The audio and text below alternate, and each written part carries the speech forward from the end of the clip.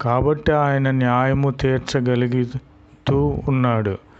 కాబట్టి మనము ప్రభు అయిన క్రీస్తు వారిని మనము న్యాయము కోసరము అడగాలి. ఆయన రాజులకు రాజు అయి ఉన్నాడు, ప్రభువులకు ప్రభు అయి ఉన్నాడు. కాబట్టి ఆయన న్యాయకర్త, దేవుడే తానే న్యాయకర్త అయి ఉండి మనకు న్యాయము తీర్చే దేవునిగా యేసుక్రీస్తు వారు ఉన్నారు. ప్రభు నామమునకు స్తోత్రములు కలుగునుగాక. यीशु मसीह की जय। क्योंकि